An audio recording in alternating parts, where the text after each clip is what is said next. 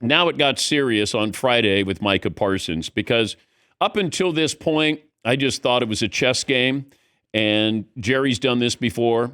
But always remember this, if you're a Cowboy fan, Jerry doesn't lose anybody that he wants to keep. If he wants to keep Micah Parsons, he'll keep Micah Parsons. What happened is Micah Parsons' agent got involved in this. Jerry likes to talk to the player and let's work this out. And normally the player does pretty well with Jerry Jones. But in this situation, Micah Parsons has requested a trade. Here is Jerry Jones on the message that he's sending to Cowboy fans.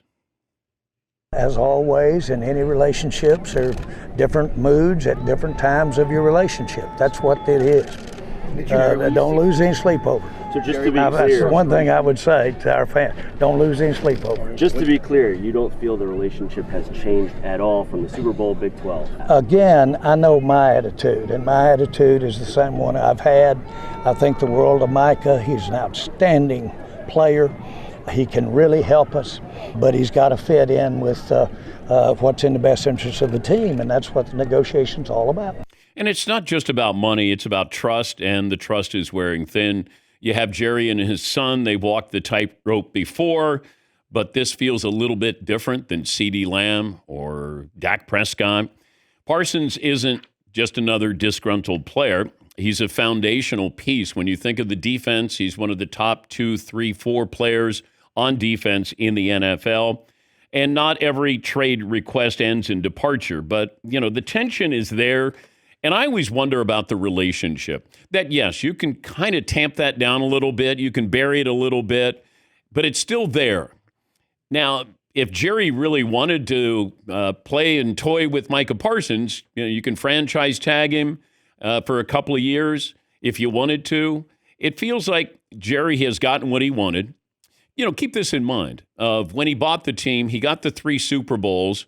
Now it just feels like he loves being in the spotlight. The Cowboys are going to lead every show. Micah Parsons, they're going to talk about the Cowboys. He does subscribe to any publicity is good publicity. I don't, but he's a brilliant businessman, and the Cowboys are worth $10 billion. The number of analysts who have in the last year or maybe year and a half said, this is about publicity. If Jerry didn't have those 3 Super Bowls, I wonder what his approach would be as an owner. Because he's got 3 and he's a Hall of Famer and he's a billionaire. I think he craves the attention. I think he loves the attention. They haven't won anything. Now, they've flirted with some good seasons that end up, it's a crash, a thud. But I just wonder about Jerry when it comes to having a microphone in his face, cameras in his face, everybody waiting to talk to you, waiting to see what you say. And sometimes maybe lack of urgency has always concerned me here. You're probably the 3rd best team in your own division. I just don't think you can play games like this. I think get a contract done and move on. Get a contract. If you truly want to keep Micah Parsons and CeeDee Lamb and Dak Prescott, then get the job done. Get it done. Because if you're going to wait, every time you've waited, it's cost you more money. And you need to have a full roster. You're top heavy with Micah and Dak and CeeDee Lamb. But this is your goal when you draft them.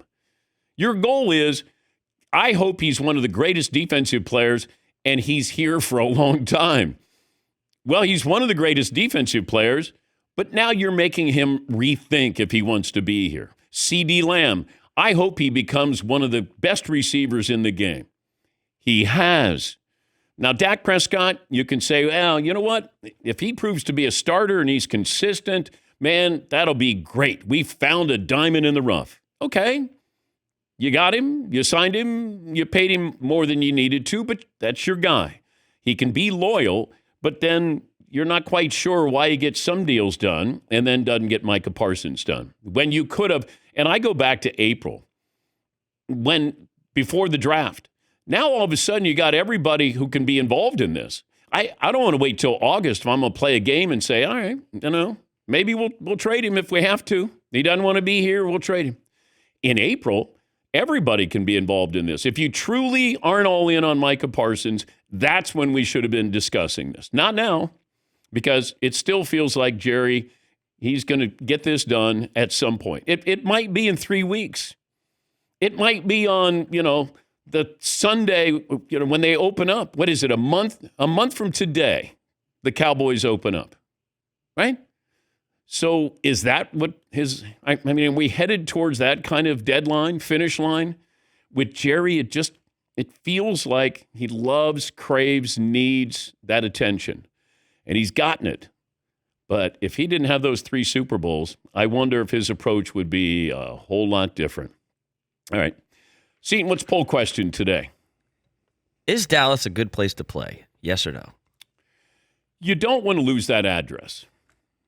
Like, you're a Cowboy, it's different. If Dak played for Jacksonville, no one would care. CeeDee Lamb, if he was in Cleveland, we'd be like, that guy's pretty good. Micah Parsons, he would be different because Micah Parsons would still be a force no matter where he is. But being a Cowboy, it means something more than any other franchise.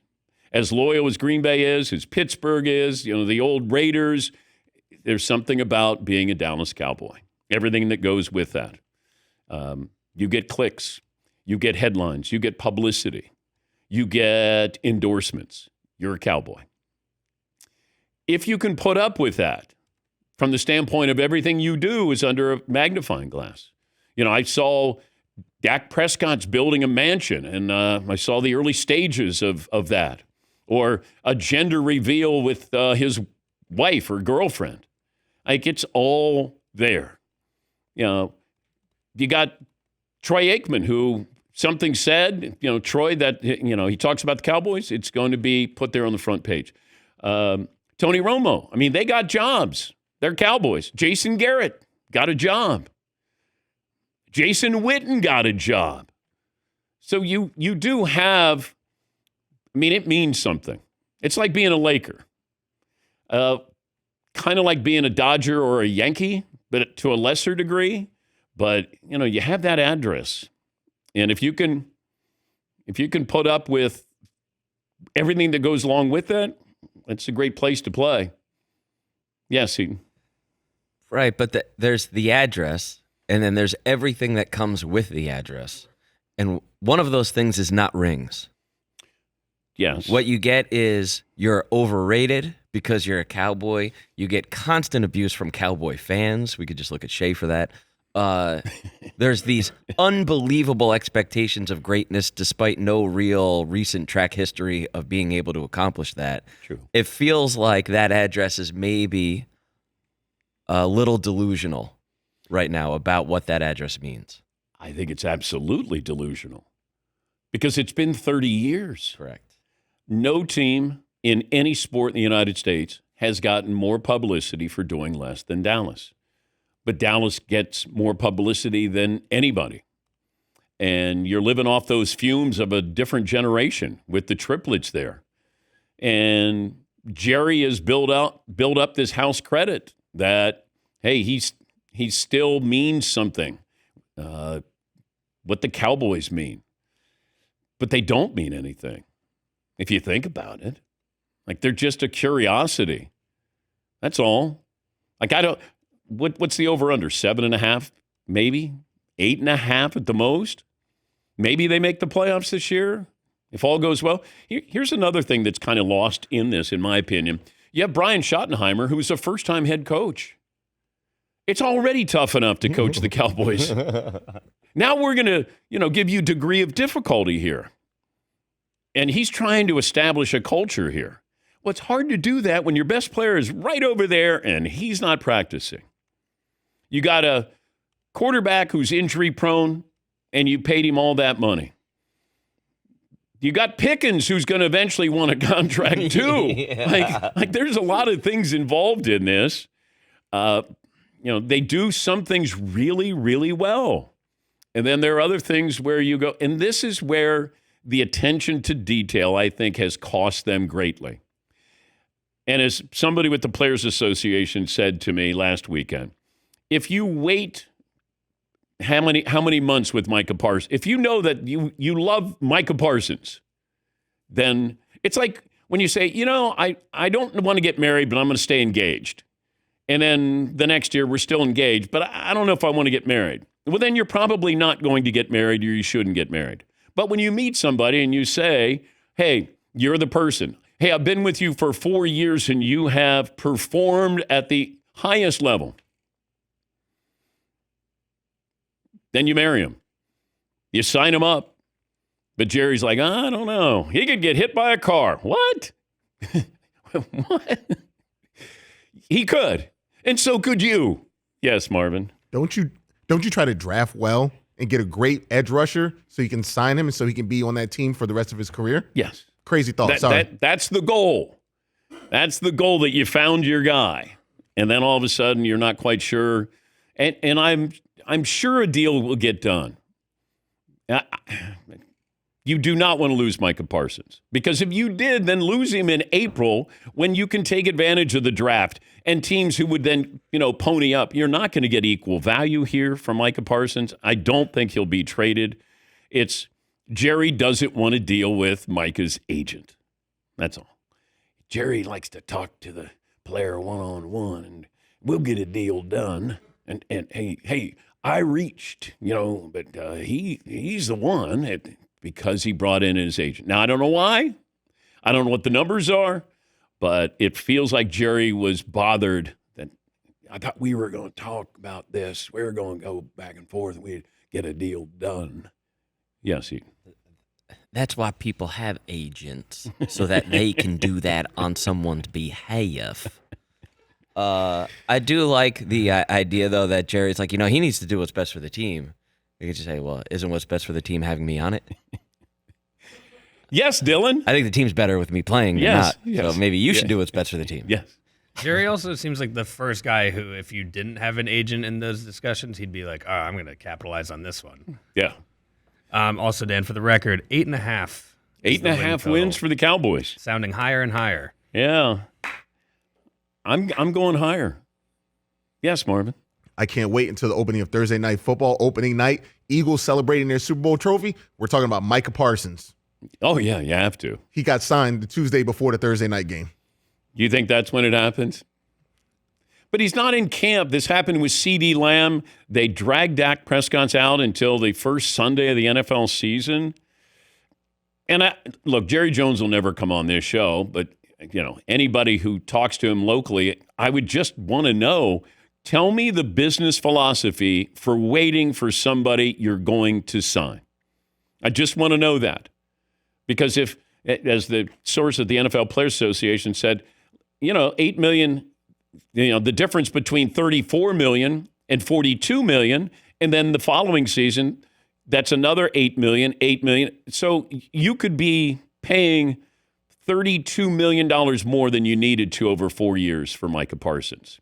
I don't understand the logic unless you say, we got $32 million in publicity. No, he probably got $100 million in publicity thanks to ESPN. Yes, Marvin. And don't forget, Jerry almost screwed up the first dynasty when he didn't sign Emmitt Smith, and they went 0-2 to start that season. Yes, Dill. I mean, that's sort of like getting like a parking ticket and just being like, I don't want to pay it right now. Yeah. And then in 2 weeks, it's like triple the price. You're like, well, that was stupid. Oh. And I don't like leading with the Cowboys because I won't do that to you. But in this situation, now that you have the trade request, and do I still think it's going to get done? I do. I'm just kind of fascinated with the approach. These brilliant businessmen who are smart enough to make billions, and then when it comes to dealing, with individuals, and you make moves and you go, how's this guy a billionaire again? Yes, Marvin. But Jerry doesn't think he's like the other guys. He thinks he's a football guy because he played football at Arkansas. So he's like, no, I'm not like the rest of them. I'm a football guy that became a billionaire. Yeah. All right. So we'll come up with a poll question today. It frustrates me because the Cowboys dominate the headlines when there's really no news. And so now you have them front and center, and it just gets to the point where you go, I'm going to bang my head against the wall. It'll get done. Now, there's part of me hoping it doesn't get done. Like, give me some chaos here. Send him to the Chicago Bears. All right. Now we got something to talk about. But go back. Jerry and Micah hold a joint press conference, and Jerry talk about, Micah, and I love him like a son, and, hey, Jerry's tough. He's a tough negotiator. Yes, he is. Happy to be a cow. Like, I've been doing this 40 years. Oh, not much longer, though. All righty.